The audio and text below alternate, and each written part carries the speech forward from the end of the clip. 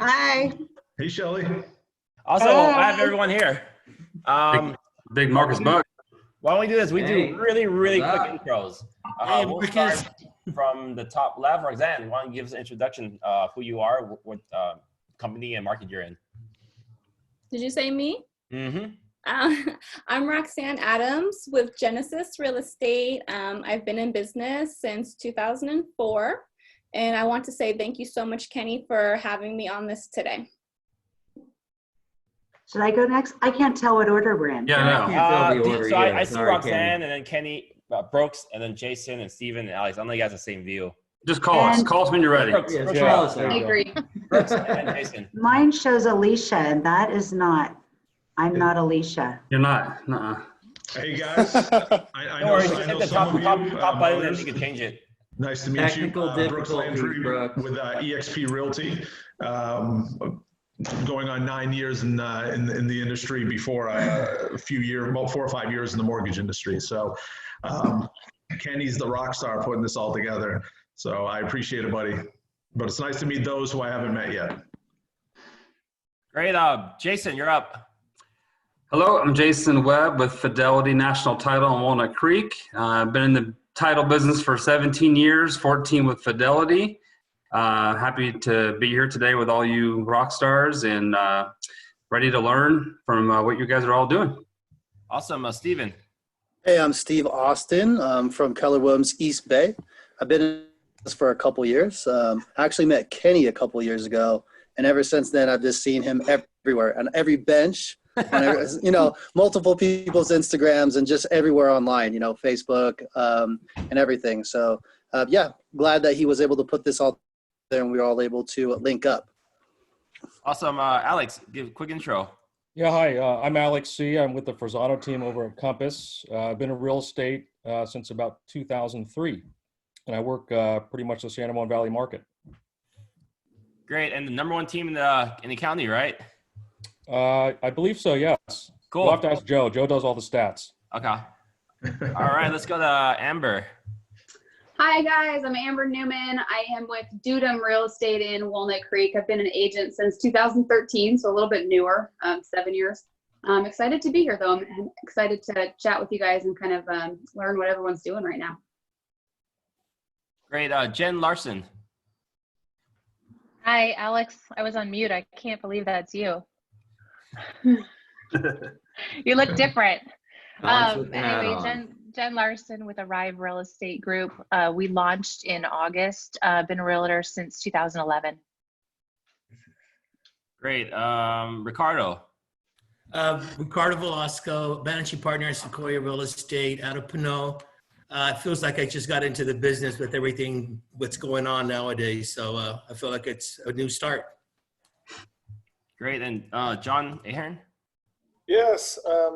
Thanks for inviting me to be a part of this today. I've been in the business, since started new home sales like 1997 and been doing resales, probably since 2000. Great. Silvano. Hey, my name is Silvano BAROCIO. I'm with Compass in Walnut Creek. Been in the business for a year. Nice. You're doing a lot of video for someone in 1 year in. Yeah. All right, Grace, you're up. Hey guys, Grace Davis with Platinum Home Mortgage out of Richmond, local lender, 16 years of experience. Some of you guys I've worked with on the real estate side, I've been licensed in the past. Glad to see a lot of you here and glad to be a part of this panel. Yeah, jump on at least on speaker. Oh, Aaron, a little background. Hey guys, Aaron Lacey, marketing technology consultant with West, a division of Wilson Financial Group, WFG National Title, sister company, helping agents go from good to great through technology and marketing. Awesome, man. Well, someone else's name Brooks in here. It still says, it still says your link. Which one's the better looking one? Yeah, Brooks, can you correct that, please? I'll go ahead. Marcus Buck, regional manager for Better Homes and Gardens Real Estate, licensed since 2006. but been in real estate for about 20 years now, lending, title, and residential real estate. Awesome. And Bill. All right, we're good. We're on Facebook now. It took me 4 tries. Tagging everyone. Okay, we're on Facebook. You guys want to do a lunch party or share it, whatnot. But Bill, take us off. Yeah, hey, how's everybody doing? Yeah, Bill Davis here. I'm part of the Walnut Creek office in Compass. Got a team of us, and yeah, just out there riding the wave of this market right now. And last but not least, Shelly. So I've got Alicia on the phone. She's having a hard time with her connection. So I'm going to pretend like I'm Alicia. Here, let me look a lot better without my glasses. I'm Shelly Sutter, and I'm the Assistant County Manager, Director of Sales for Chicago Title in Alameda and Contra Costa. And I've got Alicia right here, and she's actually one of your panelists, and I think she's trying to get on right now. Hi, everyone. Hey, Alicia. Hi, guys. Cool. Why don't we start? I mean, this I've been doing quite a bit of these. These are kind of like open discussion with some key points. Maybe we can hear from a team leader. What are you guys doing to adapt in your business? Bill, why don't you talk about your team and what you guys are doing right now?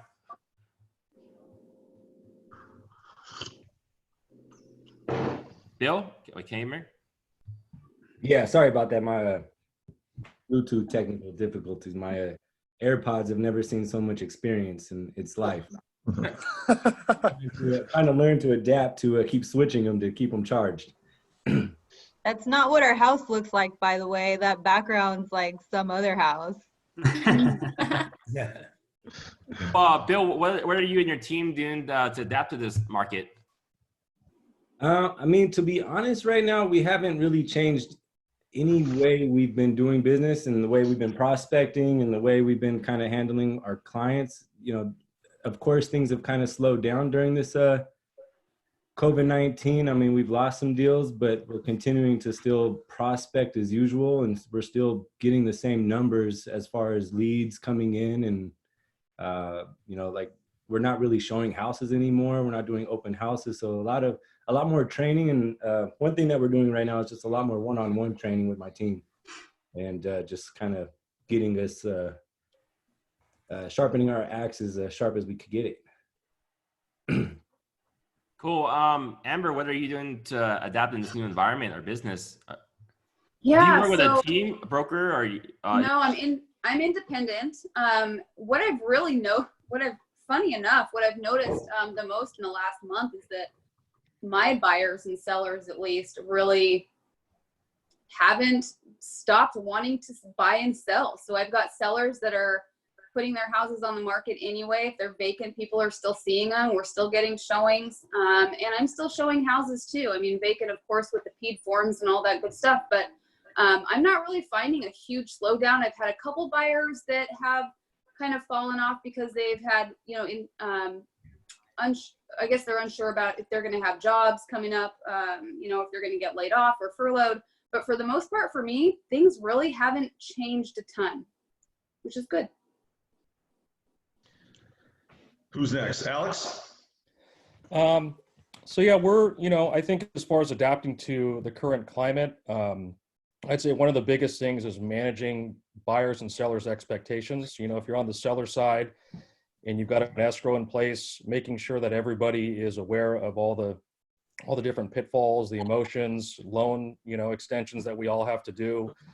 And on the buyer side, kind of doing the same thing. I think everyone's kind of freaked out, and you've got, you know, two sets of clients, ones that are looking at this as an opportunity and others that are, you know, want to be on this fence. So I think for what our biggest thing is just really nurturing all the relationships that we have and keeping people just in the game, you know, making sure that people feel comfortable and making the right decision for them and their family.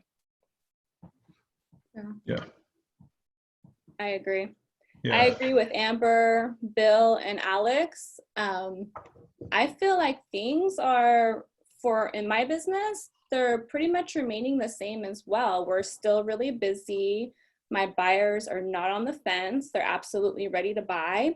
And I feel like as agents, we're the ones who set the tone. So if our tone is fearful, we're feeding that off back to our clients. But if our energy is like, no, it's okay, let's continue to buy, let's continue to look, I'm not scared to go out there and show a house. I'm out there, I'm showing homes. Of course, I'm doing it with caution, but I'm not setting a tone to where things are scary. So I feel like that's a huge part of your business, is the tone that we set. And the industry, like all of us are in the same industry, and we have to set the same tone, right? So I've had a few listings go on the market. They've all received multiple offers, and all my buyers are now in contract. It's been a little bit easier getting offers accepted, which is a good thing. So I feel like there's a lot of positive happening right now. Throughout the negative, I understand there is negative. You know, not everything is just really joyful right now, but there is a lot of opportunity. And I feel like if you give that feedback to the clients and show them the opportunity part of it, business is just going to continuously keep going. And then I'm taking some time to kick back a little bit too and make those calls and check on my clients and have those conversations that aren't about real estate, but about their families and how they're doing and what that's going to do in the future when this all passes, because it too shall pass. You've planted those seeds. I'm going to piggyback on what Roxanne said. For us, it's been actually a reintroduction into the market. And a lot of it has been the new education with all the new car forms that have been passed out. And as you guys know, the advisory, the PED, has been once again changed over. So for us, it was getting back to bringing information, new information out to our agent population. It was going into the Zoom virtual sales meetings that actually we haven't done. And now we have more participation, and everyone wants to find out more information as to, you know, what you should know. Obviously, we all know we were in shelter in place. We weren't considered an essential business in the beginning. Now we are. So that was that whole, okay, what do we do? You know, and how do we guide our agents? So we spent a lot of time going over the procedures and how to be safe for not only for our agents, but also for our clients. So there was this big learning curve. And I think we're still in part of that learning curve, right? And Roxanne, you're 100% right. We definitely have to create positive spin information for our clients, or for our agents as well as our clients, so we're able to help them navigate them through this period of time. One of the things that I feel we've pivoted really fast was the virtual tours, the Matterports, all of that has come into play. No more flyers, obviously. So we took a stand and basically said to our agents, look, we're going to go ahead and pay for all the virtual tours. We want you to be safe. And here's the policies, or here's the new company policy as to how to go out there and provide a service to your clients. So we've taken that approach. And there's something else that we've actually advised our agents to do. And you're part of this too, Roxanne. We reached out to our lenders and you know, people who had up and coming listings. How could we go out there and facilitate those customers who were thinking about selling or thinking about buying? You and I, we're in a contract right now. Actually, we were almost in two, where we had people that were thinking about selling and people that were looking to buy, and they never made it to the market. We were able to facilitate buyer and seller without even coming out to the market. Now that's something really new, because most of the time, you know, we want to, you know, place our listings on the MLS to see, you know, where, you know, the most, you know, get the most attention for them. So yeah, there's been a lot of change, a lot of pivoting. And so I think that's one of the things that we've been doing, and we've been pretty successful. I think the last 10 transactions have come from not even being on market. Yeah. Me personally, I think a lot that I've been trying to accomplish during these this shelter in place and kind of staying out a little bit is I'm able to adapt a little bit more on some, you know, everybody's got that marketing checklist of things that you've always wanted to get to, and you've got too much going on, your pipeline's X, you're putting out fires here. So I've been able to kind of bang out a lot of those, which is, you know, I feel good about it, because it is something that, you know, everybody's got their brilliant idea, but you can't always get to it. Client-wise, I'm kind of a unique situation where I've got a handful of clients that actually moved out of their property with the anticipation of us prepping it, getting it ready for sale, and right at that right mark, that hot spot, I think the 16th, 17th, 18th of March is when kind of the shelter in place and everything kind of tipped in. So a lot of my clients are in temp housing or renting, where we couldn't get the businesses to come in and kind of prep and get the property ready. so it was kind of like a crazy, unperfect storm that hit all of my clients. So a lot of what I've been doing is just touching base a little bit more than I typically do. I mean, besides the couple times a week of just really checking in, I feel like we've been checking in a lot. Just trying to keep busy and just letting them know that we're there. You know, nobody's got a crystal ball of what's going to happen within the market. So it's really just trying to manage their expectations and kind of go from there, right? Is anybody else doing the same? You're doing a lot of update calls and kind of culture calls? Yes. Yeah, so one of the things that I've been doing for a couple of my clients that are on the market and not seeing much activity, and they're a little bit more panicked because they are vacant, I've started pulling stats in lots of different ways. And now that we've gotten about, you know, at least a couple weeks before the shelter and now a couple weeks after, we're able to see what the trends are. And, you know, back to what Roxanne was saying about not panicking, it's actually, I'm happy to show them the numbers, which is, so I've looked at total Danville detached, and the amount of houses that are hitting the market has obviously slowed. It's about 50% each week down. And then therefore the amount of pendings and sold are also slowing over the weeks. But the really nice thing that I saw, which helped my clients take a deep breath, was the amount of houses that have hit on the market in the last 5 weeks versus how many have taken price is 7 out of 120 in Danville. So it's 5%. Yeah. So it's kind of nice to reassure them that collectively the sellers are sitting it out. We're on pause. We're not necessarily like plummeting and like having fire sales. Right. And so there's not necessary for them to do that either. So hopefully that sticks. Once we start seeing everyone start to reduce prices, it's going to be a whole different story. But if we're all going to sit tight for a little bit longer, I think it'll help for everyone's sake. Right. So that was kind of nice, something nice to show them. Is everybody having to talk with clients about kind of managing expectations on when we're out of this and you're relisting properties, maybe this price in May, mid-May, end of May, maybe a little bit different than what the conversation you had when you took the listing in February? Is everybody kind of, you know, like, hey, you know, we're anticipating X possibly coming on the market. You know, let's restructure this and be, you know, a little bit more adapt to the market. Who's having those talks? I definitely yeah. Or just the, you know, the realization that things aren't going to be going in one weekend after, you know, a full weekend of broker tour and open houses. It's going to be, you know, a couple weeks of hoping to get some showings and not necessarily having multiple offers. So another reason not to drop price significantly, because the offer that does come in is going to be even lower. Right. Right. I agree, Jen. Jen, that's fantastic.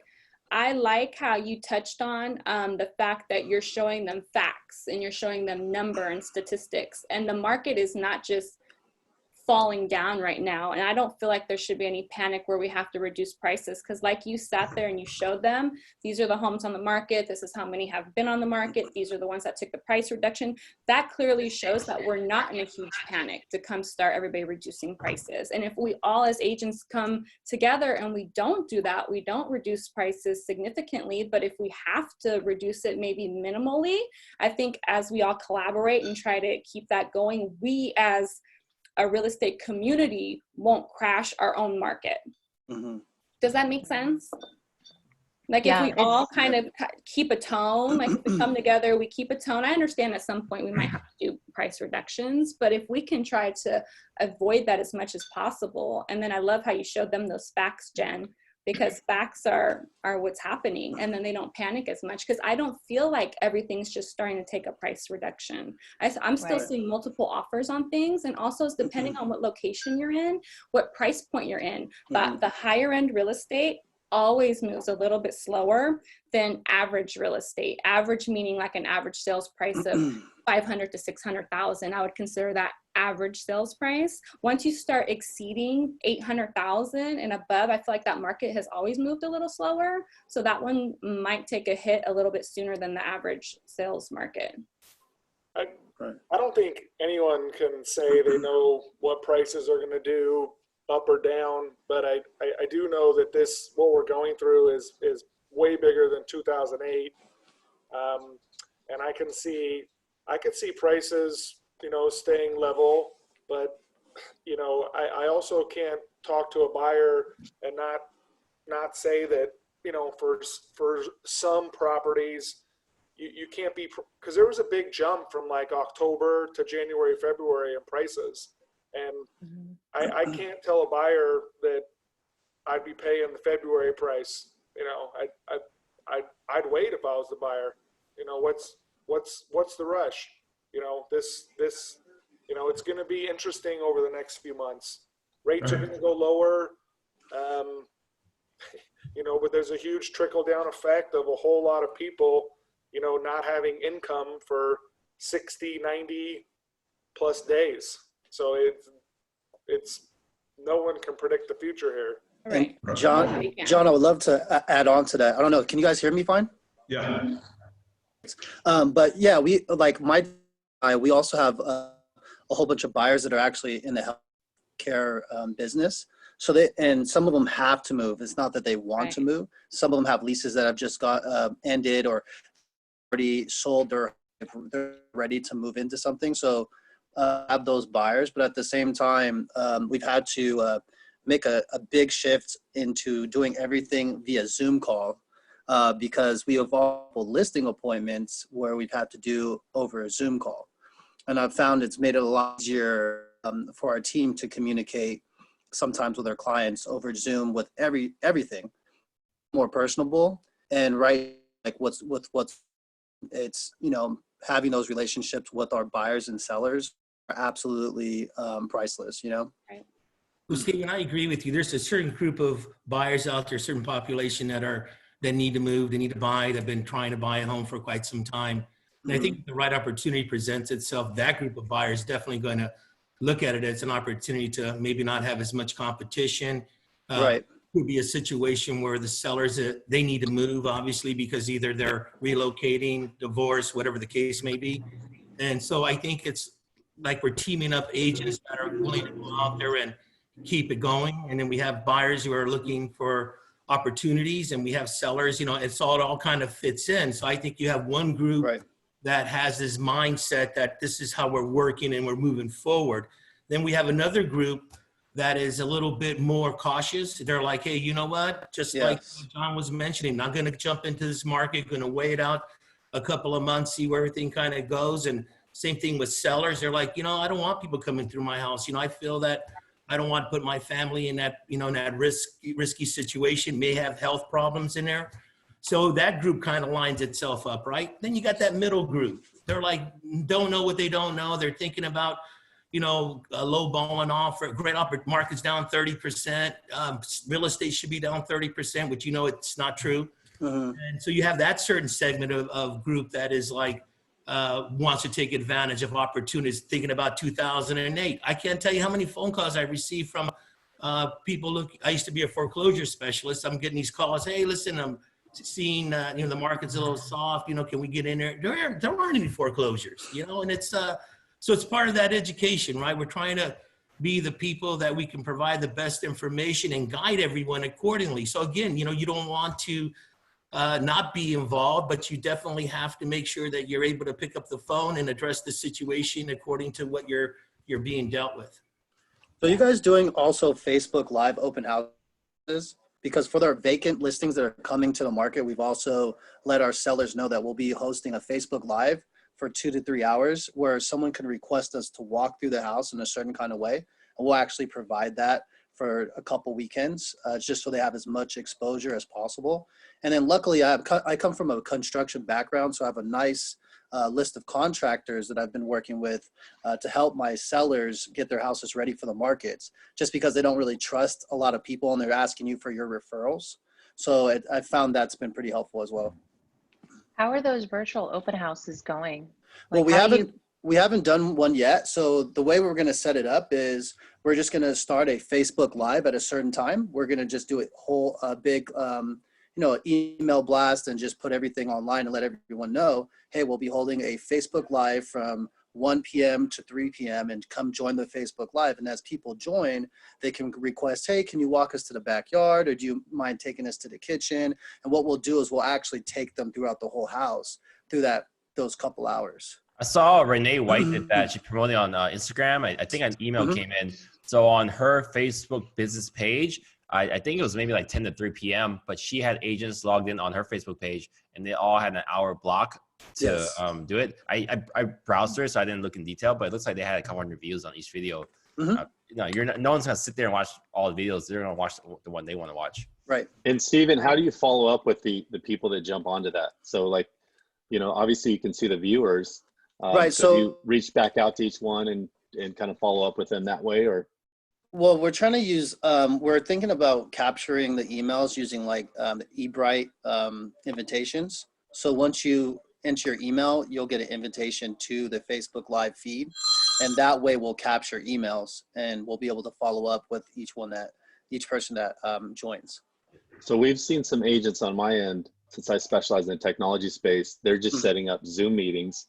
And then when they set it up, they just set a forced registration. So you can ask for name, email, right? And then it'll send them right to whatever link you kind of provide, but they're doing it through Zoom. Has anyone tried any Zoom kind of virtual tours? I think Kenny would probably be more familiar with that because I think you have to pay to add a certain amount of people to the platform. Right, Kenny? It's free. Yeah, it's free. You're limited to 40 minutes though. So with the free account, but the paid account's only $15. Oh, okay. We did one in Newark. Up to 100. Yeah, we did one in Newark about a week and a half ago. The first night of the market, we actually had 4 buyers and 4 agents on the call. In the next 3 days, we ended up having maybe about 20 different buyers. On day 8, we received 8 offers. So this house is asking $850,000. We had 8 offers come in. The sellers wanted much more, so we countered and nothing happened. But we upped the price to $950,000, and we actually had 3 more viewings, or maybe 4, but we had 2 more buyers come in, and then we're ratified now at a number they wanted. So from just virtual showings alone, we had 10 offers coming on the property. Granted, that was Newark in their Facebook. I'm not seeing that type of activity in our local market. We did put up a 3-bedroom loft in a lower unit condo in West Oakland today, and we have 2 showings so far. I told the sellers to block off Sunday at 2 p.m. for us, and then we have that set up. So whoever wants to come in, we'll send them a link to do. So the term I just started hearing being used is there's virtual tours where your agent walks through, and guided virtual tour. I would say guided virtual tour is when the seller actually walks them through, which is. And Kenny, are you using Zoom? Yeah, we're in combination with Facebook Live. Yeah, well, I think Zoom's is easier, but I think a lot of other people, Facebook Live is easier if they don't have it all set up and they're not savvy because it's just pressing it. Sure. Well, most people, they don't have Zoom, so that's why we're just doing Facebook Live because everyone has Facebook, right? So. Well, so how and with are you a paid Zoom account, you can go live on Facebook through Zoom. Well, I think so you the can lead capture 2 birds with 1 stone. Got it. Yep. Yeah, the lead capture is where you want to try to make sure that whoever is coming in, you have the opportunity to follow back up with. So I think Facebook Live is really good for organic engagement and then possible future followers on your pages. So I like both platforms, and it just depends on if you want to follow up with the customer, then Zoom can allow you to do that. But here's an idea that I was going to be doing because I have some houses that are hitting the market that are vacant that need to sell. So I'm going to be creating some Facebook event pages, and then I'm going to be running some ads behind that, putting money behind that. But then also on my MLS remarks, I'm going to put something in there stating Facebook Live or Zoom Live open houses. What are your thoughts on? You guys think that could get flagged by CAR or? I think confidential remarks, you should be fine, right? I've been flagged a few times in public remarks, but even now in public remarks, you can put the your branded tours, all of that in public now. Yeah, they're not doing that. I was going to brand myself in the public remarks and say that I'm going to be going Facebook Live Saturday, Sunday during these times. Yeah, I would until you get told not to. There's no fine. They'll just tell you can't do it. I think ask for forgiveness later, right? Yeah. Exactly. We're good at that. Well, I love all the visibility you're creating because right now there's really 2 types of agents. There's agents that are really embracing technology, embracing the opportunity to create a lot of value for people. And then there's other agents that are kind of just shying away from this And I think, you know, the ones that are really embracing this opportunity, embracing technology, trying new things, messaging, communicating with their people are the ones I think that are going to come on the other side of this, and they're going to see a lot of opportunity. I heard this on a different mastermind the other day. Like there's, I heard 2 types of agents a lot, but the one I heard was 3 types of agents. There's agents that are making things happen. There's agents that are watching things happen. And there's the third agent is going to be our agents that wonder what happened. So I think, you know, it's really great people are on these webinars, but I've been stressing it a lot. You know, listening to all these great producers is great, but you got to go out there and take action. Right. I agree, 100% agree. I saw one incredible virtual tour done by one of our local agents, and he made me feel like I was at his open house. The way he conducted it, it was amazing. I was like, wow, this guy made me feel like I actually toured this property. So I think there's a lot of people out there doing some amazing job. Bill, I think you should run with your idea. I look forward to seeing it. So you're right, kid. You got to make. And I want to piggyback off that, Richard, because I mean, I got 2 other gentlemen in here, Mr. Bill Davis and Mr. Supreme, that always like to, you know, I see you guys doing your videos. I've been doing my videos for a while too. And I think it's going to start changing the way that a lot of other real estate agents start, you know, broadcasting themselves and their teams, and what they could actually provide as a service to their clients, buyers and sellers. So I think a lot of people are gravitating towards that. I've seen a lot of great videos. I've seen a lot of wonky videos, but it's all about just getting out there and doing them. My videos have gotten better and better as I've gotten in front of the camera more and more. And for some reason, I seem to look, you know, younger and younger each video. I don't know what's happening, but you know, my hat goes off to. I think you might be drinking. I might be. I might. It's all those Zoom calls. But you Salvio, look great. thank you. I know, right? But Good Salvio, night, I see you doing all your great videos, and you're making it more of like like lifestyle videos, right? It makes you feel like you're there or you're like someone's buddy, you know. And I think a lot of people want to feel that way, you know. Yeah, for sure. My whole thing is about, you know, kind of creating a brand for myself, not so much salesy, but kind of like show my lifestyle, because people like working with people. And I have visionators. They do all my videos and they help me so much creating a brand. So shout out to visionators for that. But I'm meeting him in 20 minutes. Oh, so you're like one of those rappers that fake rap. I'm just kidding. Yeah. So yeah, that's what I'm doing right now. I'm doubling down on my marketing videos. All my business comes from Instagram and Facebook. I'm on Bill Davis's team, so we kind of collab together and we come up with new ideas every day. Right now, big thing is going on is first-time home buyers webinars, or like webinars that you can be doing for your buyers and just provide information. Like what we're doing right now is something that you guys should do by yourself and attract more leads to your database. And that's what I highly recommend doing. The faster you do it, the more leads are going to come in. We're coming down, how much, Bill? How many leads we get a week from these webinars? Like, I would say 200 leads per week, just from Instagram and Facebook. So there's 2 different types of leads. There is branded leads, and then there is internet leads, you know, and we get internet leads all day long. Branded leads are the people that are going to be reaching out to you because of your content that you're putting out. And just because you're, you know, they like you, you're like, oh man, I would love to work with this person. They reach out to you. And then the internet leads that are like the webinars and all these things that they just want information, and you'll get a bunch of those all day long. So that's what we're doing as a team. We're just trying to provide as much value as possible through video on Instagram and Facebook. So yeah, you guys are crushing it. Yeah, love it. Yeah. I know it's not very exciting, but anybody want any title and escrow updates? Yeah. Shelly and I are a wealth of knowledge. Yeah, when can we close? When can we close? Wait, Well, I got a my good question clients for are- you. Well, I got a good question. How are we getting our checks? Because Wherever you want them. We'll deliver them, we'll FedEx them, we'll wire to you, we will get you your money. Don't worry about that. So Our number one goal, besides protecting our people and keeping everybody safe, is closing your deal. So I had one deal already that's closed, 2 deals now, but the first one that closed during this quarantine, my check got lost. And then the second, I know. That was at Jason's. And then the second one's still on its way.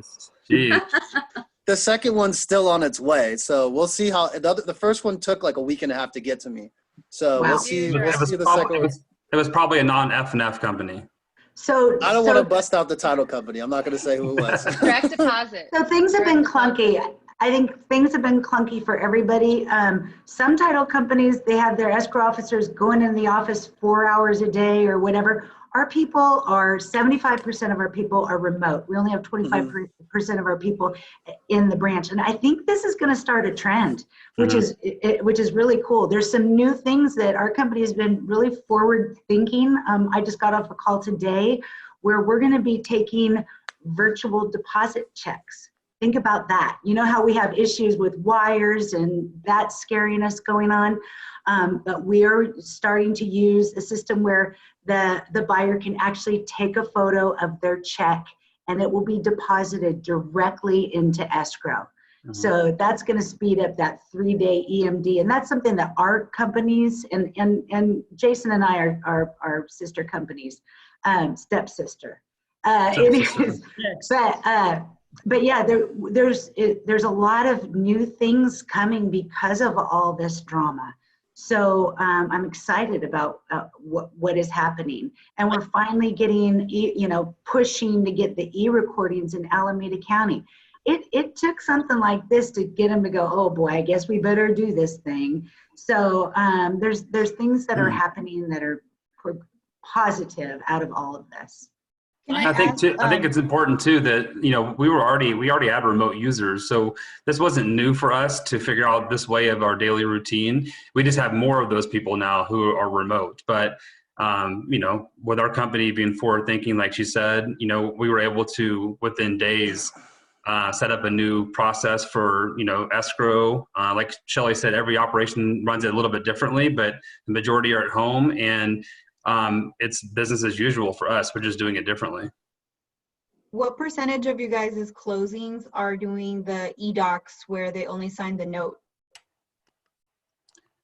I don't think I can give you a percentage. It's all based on lender, and we're going towards what we call RON, remote online notarization. We're not there yet. It's coming, it's up to each lender on their procedures and what they want. And right now, we definitely need wet signatures on the deeds. Shelly, what is there, maybe about 20 states that do RON right now, maybe around, roughly? Something like that. Yeah. So one of the biggest challenges is getting everyone in the room to sign. So I guess that maybe piggybacks off of you, Grace. So that's, I have agents that are closing and it's like, where do we go sign? And so that's been kind of a, so what's the answer, you guys? What's the answer? In the backyard. I think it's their comfort level. We've done signings through mail slots in the door, a paper at a time. I think our notaries, drive up signings. I think it's whatever these people who are signing are comfortable with. Our notaries, wear masks. They take sanitized pens. They have gloves on. They're doing whatever they're comfortable with. Can they go to your office and sign? Are you guys allowing that? We're not. No, doors are closed. We have too small of a group in there that we can't jeopardize their safety whatsoever. Yeah, that's our office. We're not doing any sign-ins in our office because of exactly the same example that you're providing. So our quick solution is to go back to the house that they're purchasing or selling, and most of the time, I've been lucky, it's been mostly vacant. So that's kind of how, again, it's not probably the right answer, but that's what we've been doing. We've had notaries tell me that they've been temperature checked at the door when they get there, which they're totally expecting, these random requests because of the sensitivity of what's going on right now. So, they're truly on the front line. I mean, they're the ones that are making it happen for all of us, that are getting out there, getting those signatures, bringing back the docs, taking all the right measures and getting the deals closed. So it's, give a lot of props to the mobile notaries out there. I think the notaries is just very old school right now, and I think that's what's like this world is going full speed and speeding up to, is getting to the new age. And like, I don't understand why we have to keep doing these old school notary when there's so much technology out there. I mean, they could do it's the lenders. They could do some face recognition with IDs or something, or something. They don't. Yeah. That's really, it's the lenders, right, Shelley, that are kind of leading the charge. Like whatever they are okay with, we'll adapt and figure it out with technology. Yeah, I think we're a lot of this set up has to do with. Oh, go ahead, Shelley. Oh no, we're set up and ready to go with all these technologies, but it's just a matter of it like Jason said, it's the lender, it's lender driven. And I think that the municipalities too are just, you guys, some of them are just archaic, these counties, right? They're just moving pretty slowly. There's a lot of red tape to jump through, right? A lot of transition that takes time. It's so funny, we're talking about leveraging new technology as real estate professionals, and as marketers, and our clients and consumers starting to adapt to new technology, starting to jump on to more things, maybe even jump into some Zoom type of meetings. But we're joking on the other side that to get a signing done, we're going to need to set up like these, convert car washes into like these like drive-through signing centers, right? I mean, it's pretty funny. Like what we're doing too is some people will do a Zoom call, or we use Microsoft Teams because it's a little more secure, but we do a video call with people who are signing and go over the documents before the notary gets there. So when they get there, it's literally, it cuts the signing time by a ton. So it limits the exposure and the time that they're there. So we have that option right now too. These are all things we're doing to kind of wait for the online notarization thing to get into effect for everybody. Has anyone had problems with having the new PED form signed? No. I had an appraiser that did not want to sign it, and he came to a property without proper attire, mask, gloves, or even booties, and he was like quite a derelict. He just wanted to go in there and just didn't really care about anything, and he wouldn't sign the form. I was told there's a new version today, but I haven't looked at it. Did anyone look at it? Yeah, it came out. It's I think more simpler language on it. But yeah, there's a new form. You're correct. But yeah, we're having issues. I think it's again going back to the education part. I even had situations where sellers don't want to leave the house during a viewing, and it's so. I mean, again, part of it is I want to blame the agent for not properly instructing these individuals, like, you cannot be in the property. Go sit in the car. I mean, I don't know, right? But it's again, another part of learning this new experience that we're going through, right? The new. So yeah, again, there's a lot out there right now that we're all going through. I'm curious, is there anybody using any creative ways to communicate with their clients outside of just the typical phone, text, email? Are you guys doing any type of Zoom type stuff? Or I'll share a little secret with you guys. Yeah. Every day I've been going through my Facebook, and I send personal messages, video messages to 10 friends, 10 of them every day. So every day I'll go in there and I'll just do a little message and say, hey, I was thinking about you. I saw that, you had a birthday, or your kid just had a birthday or something. Hope everything's good. If you guys need anything, let me know. Or, or I've even helped a few friends out and brought them toilet tissue, just the little things like that people will remember down the road. But I just thinking just those 10 people a day, it's a small task for you guys to do. And it takes me like 15 minutes, and it means a lot to a lot of people. So somebody checked on my Instagram, followed me back.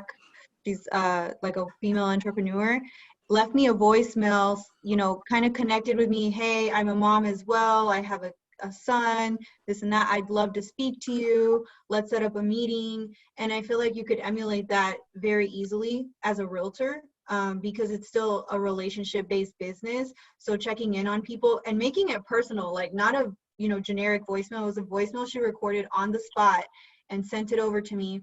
And I was really impressed because, I think right now what's happening is we have to be on our A game with everything. And there's no room to say like, maybe I should do this. Like, it's let's do this. And, you know, trying all of those ideas, but making it super authentic to the person too, because, you know, it was like, you know, she really took the time to look and see. And I think that's going to resonate with a lot of people. Yeah, absolutely. Yeah, I think anybody using BombBomb, I mean, you know, great video messaging tool.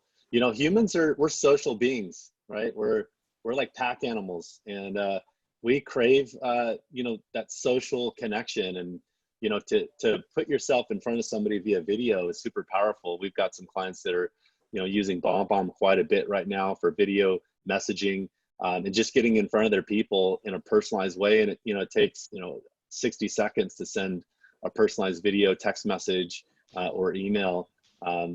You know, so some fun stuff like that. Anybody using anything like that? Yeah, There's another service called Quick Pages. Yeah.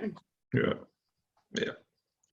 So who wants to hear about how we're getting your loans through on the lending side?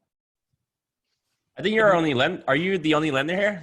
Maybe, am I? I think, yeah, let's go at it. Okay. All of mine are delayed, so I'd love to hear about that. You know, I think that it's really going the extra mile right now. I'll give you a very real example. The county will not record same day a lot of the time, so you have to plan your closing 3 or 4 days in advance. Putting your money in title 3 or 4 days in advance, there's something called the Good Funds Act. Title people, back me up on this, right? We try to deliver a cashier's check and fund the same day. No, they had to deposit it, you know, and they probably go to the bank once a day, or, you know, I don't know. So I learned my lesson quickly, and we have to deposit the funds in advance. So it's double checking the numbers, leaving a buffer so that they bring in more, coaching them to want to do that. So that was a really, you know, that's a real example of something that can create delays that's going to get everyone mad. So at the beginning of a transaction right now, people are applying with their app. We have an app that we send them and they scan stuff in on, you know, in an ideal scenarios, not everybody is super technology friendly. So one of my clients sent in their documents for a refinance, FedEx, one of my assistants put it for the office, no one's there. So it's gonna go back to them and we have to get it again. This is just, you know, refinance, pre-approval, stuff like that. But it's a real example of what we're going to deal with. You know, we have to deal with a customer that has to understand how to send documentation. And then we as a lender have to go the extra mile to explain that stuff to them. Like, how does it work? Take a picture in a well-lit room that's not cut off. You know, all of that stuff is just kind of over communicating with them at the beginning so they can get with the program and learn how to do, you know, online signatures. So for the people that are tech savvy, they're having an excellent experience. And for the people that are not, we had to redirect departments. And basically, I'm doing all of the origination on my side. And I diverted 4 people on my team to be calling and getting the conditions from people, because not everyone's going to be able to provide them as quickly as we would like. And then from there, it's really, really planning ahead on the closings, because none of my purchases were delayed. Maybe about a week. If so, we've had some issues where financing falls off. So for example, I lost about $4 million worth of deals on the non-QM and ITIN sector. And I mean, the best thing that I could do is keep going, you know, and work harder to get another refinance or a purchase in the door, because a loss of programs is really not something that we could control at the beginning of COVID, but it's certainly something that we can restructure a transaction. So one of them turned into from a non-QM refinance, it turned into a purchase gift of equity. But it's knowing and understanding all of those programs and very quickly restructuring the loan and finding a solution. If any of you guys work with down payment assistance, that program is also gone. So, you know, that's a percentage of the buyers that were gonna come in to some of your listings. And so there's less competition. So the people that are getting into contract now are regular FHA and conventional clients that are coming in with their own 3.5% down, and, you know, explaining to them, you know, the pros and cons of them getting into a contract, and just really, I can't stress this enough, just over communicating with them, because, you know, we're still people at the end of the day. So it's trying to safety net all of those issues to prevent frustrations. Hey, Grace, I have a question for you. Drive-by appraisals, is that something that is actually happening? We hear about it all the time, but yes, all transactions, I haven't had one. I haven't been lucky enough. Well, people were fearful. They said, what if it's a desktop appraisal and then you don't bring it in at value because you're not thoroughly checking the property, right? Well, I would say you would want to pick a property that shows well, that's staged, that has excellent photos as realtors, so that we can do the desktop appraisal. Because we're local, our panel's local, and so I can still, you know, kind of get a heads up when there's an issue. Since I can't always communicate with the appraiser for legal reasons, I had to go to one of the properties and see if it was going to work out or not, so we can order the right type of report. So mind you, it's just really working a lot harder right now, and you know, not sitting at the office and hoping it goes through, but like double checking it. My desktop appraisal for the condo in Oakland came back at value, no issues, but it did have, you know, good photos, and I asked the agent that before we proceeded to go that route. And I'm also hearing that verifying employment for the second time right before it closes is also creating a delay. Is that true? Several times. So the reason that the transactions aren't delayed is because they cut out all the people that lost their job or can't provide you a pay stub right away. They will not submit your loan to underwriting, and the person that did turn in their pay stub, they get to go.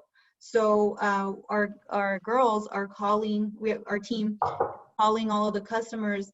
Every single paycheck, you send it over.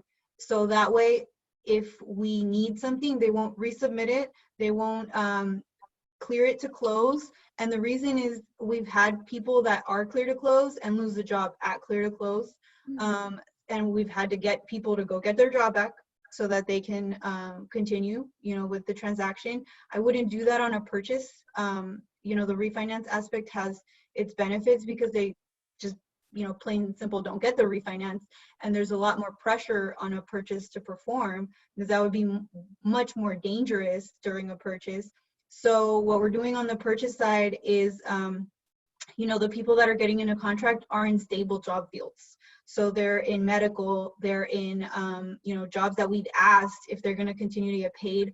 And then if they happen to get furloughed, I haven't had a large percentage of that happen, and I am still pretty purchase heavy. But, you know, it's something that we just have to navigate through. Silvano and I had a deal where she lost the second job, but not the first job. So I requalified her without the second job, and it was only $400 a month that she would lose. So, you know, it's not cookie cutter. So prepare your clients. I mean, why would we want to get to the closing table without a job? You know, that person's not going to be able to pay their mortgage, and that's what's creating all this uncertainty in the lending market. You know, as banks are having to front the money that, you know, they're expecting people not to be able to repay on the loan. And so that's creating a situation where there's a lack of liquidity in the markets, and a lot of government intervention to prevent that from getting out of control. You know, I would say with the country opening back up slowly, we need to gauge, you know, what effect that's going to have, because it could be positive or it could be negative. If people get reinfected, it's going to hurt. You know, and so it's one of those things where we're dancing on a fine line, because it has an economical effect from a lending perspective. Our legal department made us sign a COVID-19 disclosure at docs that says you haven't been furloughed and that you aren't sick to attend your closing. Wow. I want to throw something in there though, real quick, about appraisals and just some things that my team and I are running into to kind of just help protect all the other realtors. Because of the desktop appraisals that people are doing right now and the drive-bys, a lot of agents, I mean, pretty much most agents are linking their disclosures on the MLS. And what's happening is the appraisers, you know, some of them of course have tool belts on and think they're inspectors, and but they're actually grabbing those inspections from the MLS and then turning those in with the appraisals. And so you just got to be really careful with, when you get in contract, remove the disclosures off the MLS so they don't have access to those. And then also just being over communicative right now and just letting them know about upgrades, and, you know, kind of help get the value where you need it, and don't assume that you're good. Just right. You're right. No, Bill, I know No, those. that's a good one because I just recently had one close. It was a condo and it was fully renovated, and the appraiser called me directly. So I think it's really important to make sure you always answer your phone, take these calls. She asked me all the questions that she wants the answers to, but at the same time, I was able to email her a copy of a list of all of the improvements. So I had my seller put together that list and I had it ready to send over to her, and then we came in at value, but we were almost close to not coming in at value until, yeah, it's huge. We were almost close to being a little shy of value until I sent that list and she realized that every single upgrade in there was done by the seller. So Can that helps a lot. just say that that is by far one of, that's a pro tip. You know, when it's a high market, it doesn't really matter as much if you're at your inspection or not. But right now, comps, where'd you come up with the price? What was done to the property? Because especially if they're not going to enter the property, how would they know the quality of the design and the materials? You can't touch it, you know? So I definitely think that that would really safety net your seller, because that's the facts, you know? Like if we're going to inflate a value, that's where we run into a problem. But if it's the truth, and you know, we spent $40,000 on the finishes, that should show, and they'll add it, no problem. Yep, absolutely. It helped. It helped a lot. So now that's what I'm prepping all sellers for, is to have that list ready. And again, like we touched on, photos are so important. Your photos really need to look good online. And like Bill said, you have to take those disclosures off of the MLS, especially if you have the termite on there, the home inspection, the TDS, It will the kill your SPP. deal. Yeah, you got to get rid of those. Yeah, that's a big deal. It's a huge deal. It's a deal killer. Yeah. So, I mean, on the lending side, I would just say employment, like double, triple check, ask them, you know, especially the realtors, you guys talk to them about random things all the time. And the way that I ask them is, well, how's work going? Is everything okay? You know, because that's the deal killer.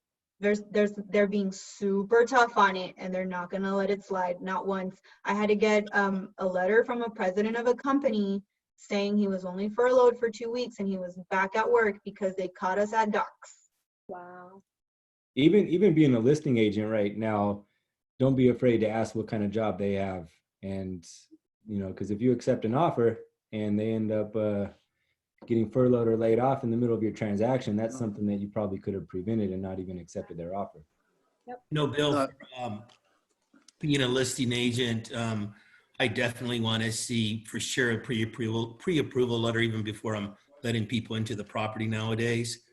I'm even having certain buyers with the DU approval on them. I mean, it's just getting to a point now that you know, you can't afford to have a bunch of looky-loos going through properties nowadays unless you're qualified. And I think that's one of the things that we have to emphasize to a lot of buyers is like, I talked to a couple of them the other day and they were like, well, you know, you got to get this thing done. And I said to them, look, a lot of agents won't let you into their properties until you have that approval in hand that I can send over. So that's one of the things that I'm also doing to make sure that if I am working with a buyer that they are doing their part. So I'm not wasting my time. And at the same token, I'm not wasting the person that we want to submit an offer to. So there's a question on the panel if CaliFA is still available. The answer is yes, it is. Platinum's not doing CaliFA. I know a lot of lenders backed out of CaliFA.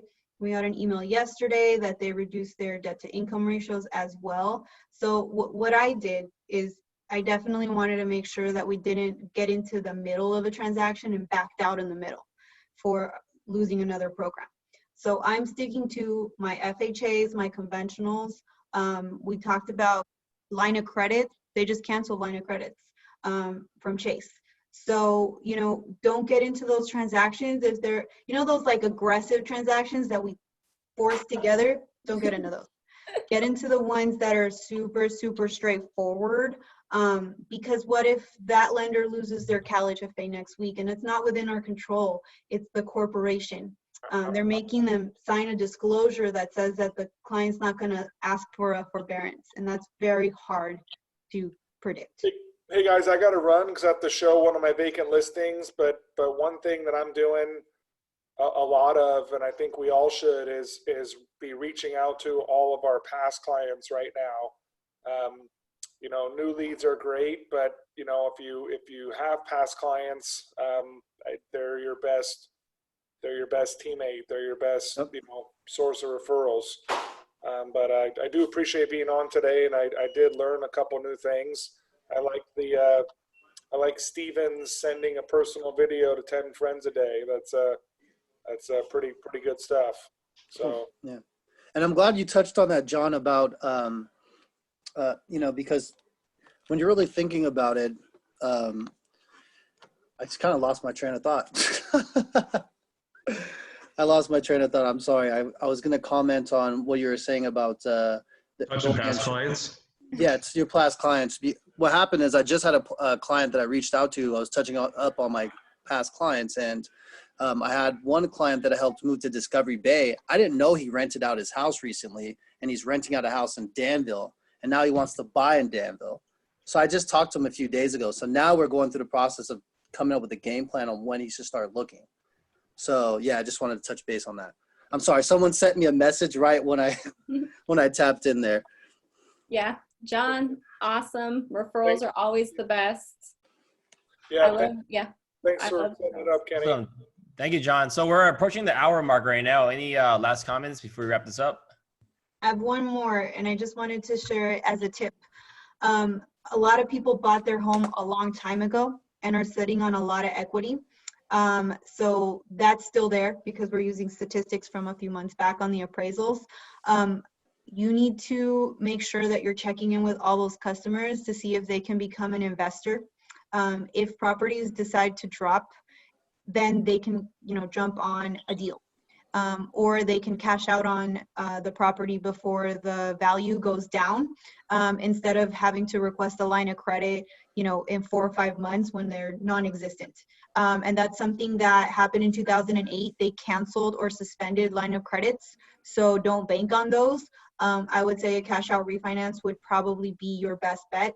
And mind you, I do loans, okay? So absolutely, it's great for us to be doing a refinance for them, but coming back to you, if they refinance with the lender of your choice, right, and then have those assets available, they're going to be able to pull the trigger on a duplex, a triplex, a single family residence, that upgrading property in 3 to 4 months, or, you know, 3 to 6 months, whenever the market, you know, really stabilizes and they have confidence. So that could be an angle when you're talking to your customers. And it's a big one because even if they don't use the money, you know, it doesn't have to be a huge amount of money. One, you want to make sure that it's invested wisely.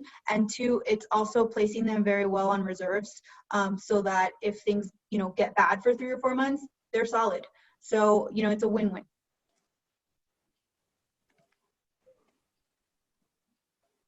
Cool. Yeah. Any other last words? Thank you, Kenny. Thank you, Kenny. All right, cool. Thank Thank you you for joining us Thanks, today. Thank you. We'll be back in 2 weeks for a different cast in Contra Costa. Look forward to you guys. All right, guys. Thank you. All right, bye. Thanks. Thank you. Hey, guys.